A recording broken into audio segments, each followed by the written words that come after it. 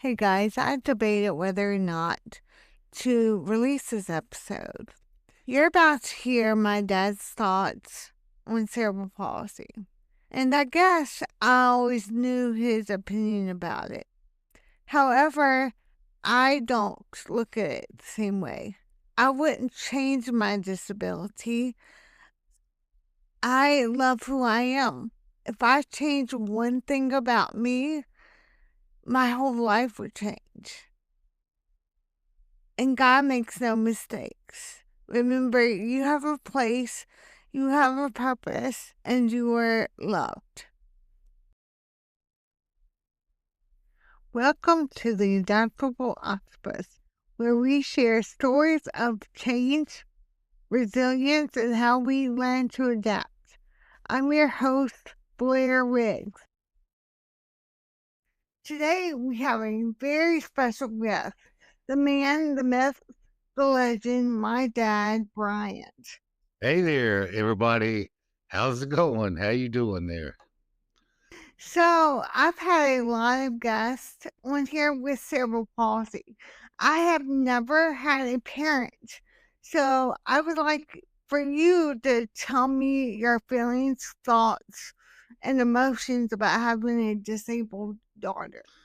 Well, I think it was preventable. When you was born, the head nurse tried to stop it because all the monitors was going way down, and they were saying that the baby wasn't getting enough oxygen, and the head nurse told the doctor and said, "Take this baby by cesarean section right now." And the doctor told the nurse to to not say anything else. And then I said, yeah, take the baby now. And that doctor looked at me and said, one more word out of you and you're out of here. So I mean, I think it was preventable. So I just wonder how many other cases were actually pre- preventable at the time, because they can tell by that oxygen monitor when the baby isn't getting enough oxygen to the brain. And when you were born, you come out blue. you know But what are some benefits? I remember not having a great relationship with mom, but I used to go with you everywhere. Band practice, just whatever. yeah. Well, when your older sister Mandy was born, the newness of her being there, her mother and her grandmother just made over all the time. And then about 3 years later, when you were born, it was like the newness of having a baby had sort of wore off. So everywhere I went, your mom would say, "You're you're taking Blair," and I'd be like, "Sure, hop on in." I didn't care, and and you always got used to going with your dad everywhere I went, and everybody just made over you and said, "Oh, ain't you so cute?" Well, I guess that's why I'm in show business. It just runs in the family. Yeah. Yeah, you was around a lot of that when you were real young. I guess it kind of got in your subconscious, I guess before you ever had any actual memory, but it was still a part of you. It's in my soul. Yeah, yeah, well, yeah, that's true. So I want to honor you because it is Father's Day and we're celebrating Father's Day. You have given me nuggets of wisdom that I just love. So I want to share some. And I'll say it, and then you tell me the meaning of it, okay? Okay. Okay. We're not meant to eat shit with the chickens. Oh, that's a pig shit with the chickens. You see, I got all these sayings from my family, especially my dad. he had a whole bunch of sayings about everything. But I mean, if you're picking shit with the chickens, that means that you're living at a very minimal existence. I mean, you're just barely making. I mean, you're not necessarily suffering, but you aren't living large. You're kind of living small. Does that make any sense? Yeah, it does. Another thing that you told me, I was having a really difficult time last year, and I said, "Dad, why are you doing this? Why are you here for me?" You said, "Oh, because a dad really knows when a child needs him." Do you remember telling me that? Not exactly, but I mean, that sounds like something I would say on in the spur of the moment, I guess.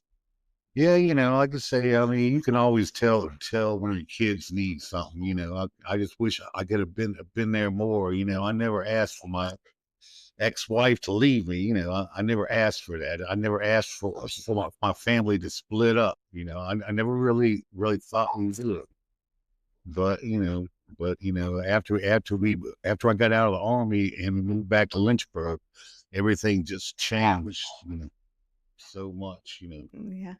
Well, I've always, realized that life happens when we are just living, so you never know what you're supposed to do but everything works out in the. Yeah, it's like life's what happens when you're busy making other plans.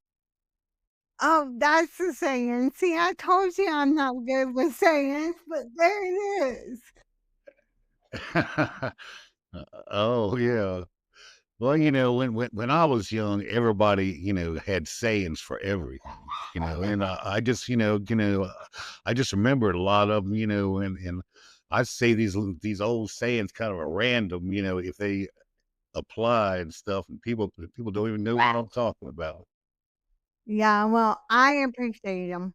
I appreciate them so much. And me and Mandy will go around just saying it, and we pass it on to our children. So, well, today is a special day. Today is Cole's birthday.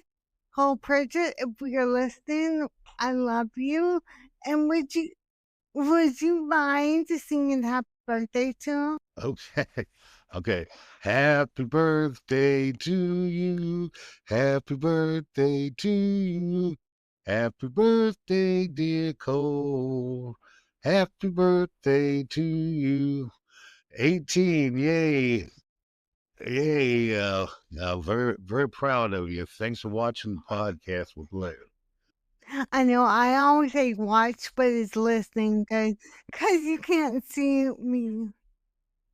Well, sometime maybe you'll actually have one you can watch. We're working on that. Um, but you have to be a member of my club to get that access. But more about that is coming later. But there is opportunities to see what goes on behind the scenes. Yep. So stick around for the next episodes. You got lots of surprises coming up, so you don't want to miss anything.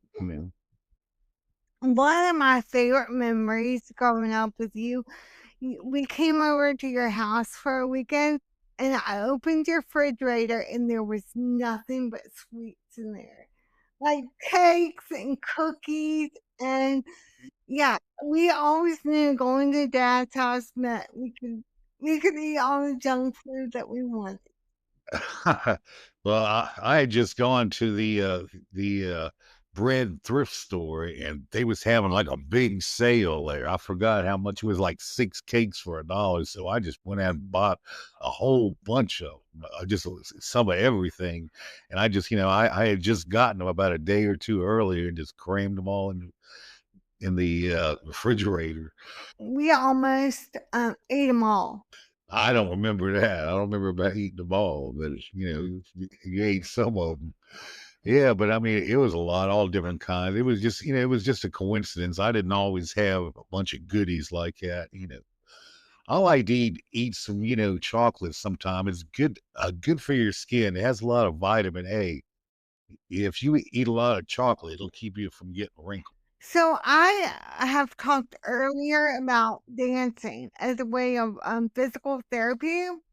Doing like taking dance through grandma's studio.